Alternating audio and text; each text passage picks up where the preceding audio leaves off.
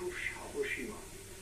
যে পথে তুমি চলেছ সেই পথে হাঁটার সাহস সবার তো থাকে না। যা করতে চলেছ তা সহজ নয় কুসুম। তুমি নিজেকে তৈরি করো।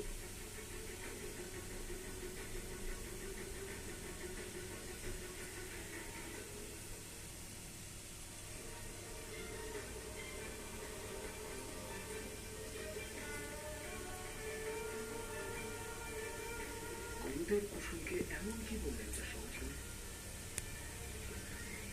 কুসুম, গুরুদেব কি বলছিলেন তোমাকে?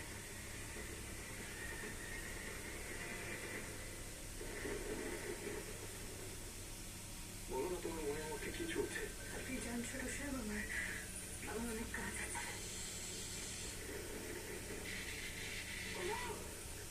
কি হয়েছে? আপনি কে? আমার কথা কোথাপুর রাজবাড়ির হাতি। এই হাতিকে খেপে ওনাকে মারতে বলা হয়েছিল। তোমাকে এই কাজ করতে কে বলেছে? খবর সামলার ছেলে রক্তিম সামলা।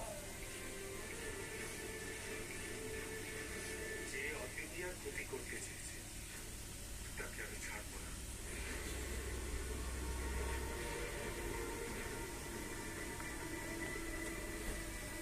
বিশাখা, তুই মঙ্গল ঘট নিয়ে বাকিদের নিয়ে ধামেশ্বর মন্দিরে যা। তুমি আমার সাথে এসো। আমি বাবাকে বলছি পুরো খবরটা দিই।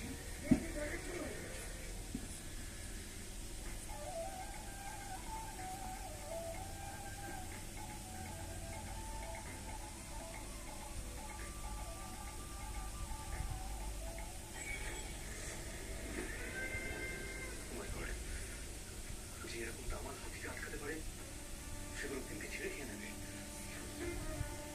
না, ঠিক করে জানাতে হবে।